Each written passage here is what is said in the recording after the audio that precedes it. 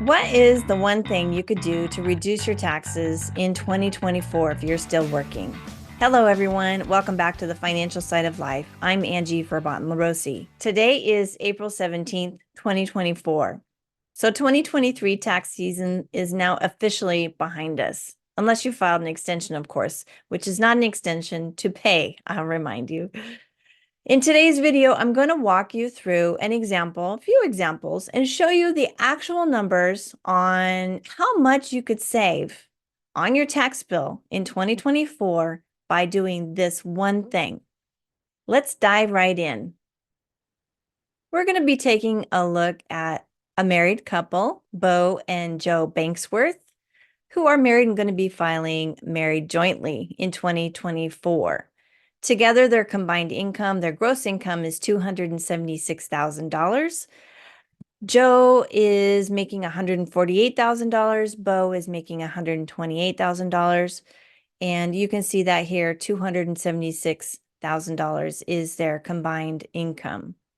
Now, in scenario one, what we've done is they have each contributed the maximum into their traditional 401k plan at work, which for 2024 is $23,000. They are both over 50, and they could also add the catch-up, which is an additional $7,500 each into their 401k plan, but I'm not doing that here in this scenario. Once they have each contributed the $23,000 maximum into their traditional 401k, then their actual wages is reduced by that $23,000. So the gross number for Bo, for example, is $128,000, and it gets reduced down to $105,000, which is what shows up on your W-2. And then for Jo, her gross is $148,000, but after her pre-tax retirement contribution, it becomes $125,000 reportable on her W-2 as wages. So if I scroll all the way down to the bottom of my planning software, now we can see the total tax bill in the scenario where they do not contribute to their 401k plan, and when they do contribute to their traditional 401k plan, which is the pre-tax contribution. And that is a tax savings of over $11,000 for that year. So that's exactly what I'm talking about. Just by contributing into your 401k at work, into the traditional 401k, you are able to reduce your taxes and your taxable tax liability by $11,000. That one simple thing. And the same can be said for individual retirement accounts or an IRA. The dollar amounts are not as high as the $23,000 contribution, but the concept can be the same. So let's take a little bit of a deeper look into each of these first and second scenarios.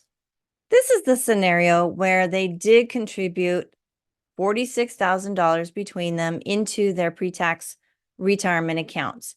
So their tax bracket, we like to talk a lot about bracket management when it comes to taxes. They fall into that 22% marginal bracket, 22%. Total tax again was $34,282. So they are at the top, I like to say, at the top of the 22% bracket. They don't really have much more space for income before they enter into the 24% bracket, the first dollar going into the 24% bracket.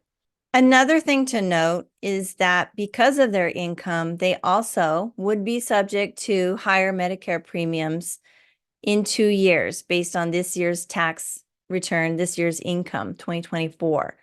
So because, again, their adjusted gross income is $230,000, which falls in this range right here, their Part B is now going to be increased by $70.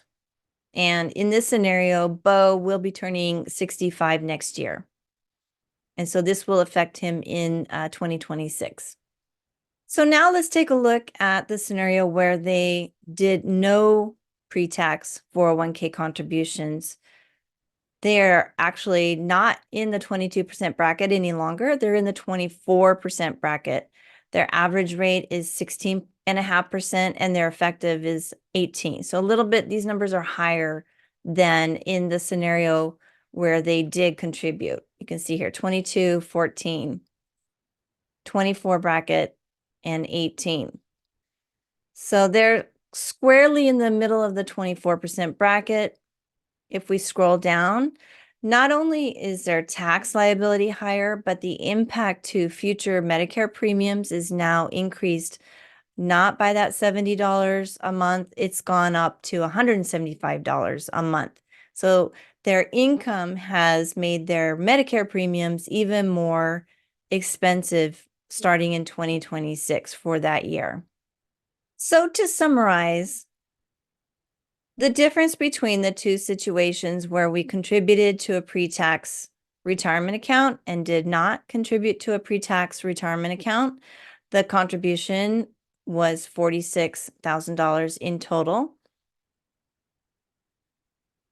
And you can see that their total tax was increased by $11,000 because they did not contribute to a pre-tax account.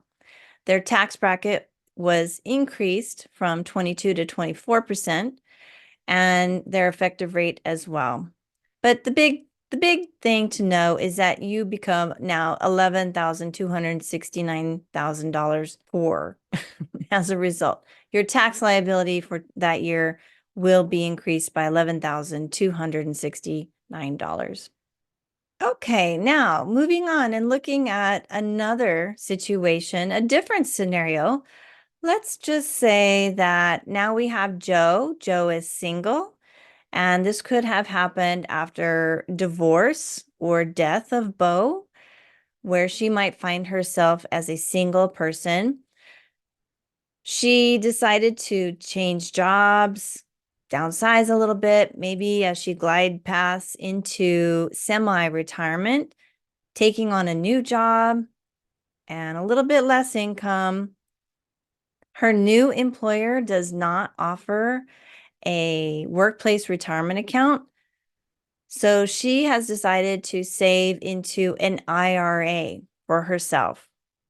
Her income, you can see here, is reduced. It was 145 in the prior scenario, and now she's making less income at $61,000 a year.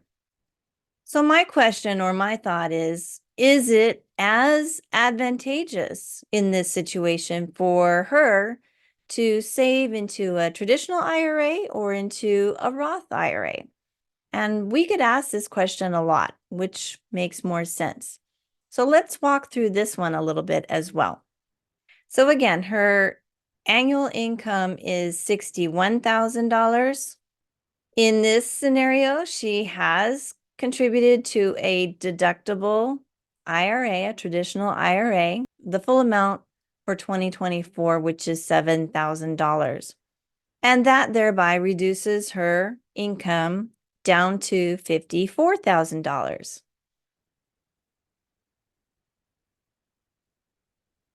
So you can see there's a change. Her income, if she does not contribute to a traditional IRA, remains at 61 versus 54.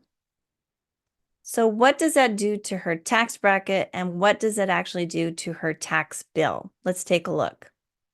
Yes, so we can see here that her adjusted income at 54,000 minus her standard deduction, her taxable income becomes 39,400, and her total tax bill is $4,496. If she was not to contribute to an IRA, her taxable income is $46,400, which is that $7,000 difference. Her total tax is $5,336, which is $840 more. But interestingly, the bracket stays the same. She remains in the 12% bracket regardless of having contributed into a pre-tax deductible IRA. With the tax savings of $840, my question is, did that traditional IRA contribution really benefit her all that much? And the answer is yes, it did. It reduced her taxes by $840 in 2024. But the trade-off is against contributing into a Roth, which now that money is tax-free forever. You won't pay tax on the growth, and you won't pay tax when you distribute it from the Roth IRA account. These are the two scenarios I wanted to walk you through and to show you how by doing one simple thing in the right situation, by contributing to a pre-tax retirement account, either a workplace or an individual account, can have a positive impact on your taxes in 2024. But also there are times when it may not make the most sense for you, depending on your income situation and how you file and how much tax it might save you in this current year versus the taxes it might save you down the road. You might be watching this video and wondering how this might apply to your unique situation. I would encourage you to reach out and let's talk about it and see what makes the most sense for you.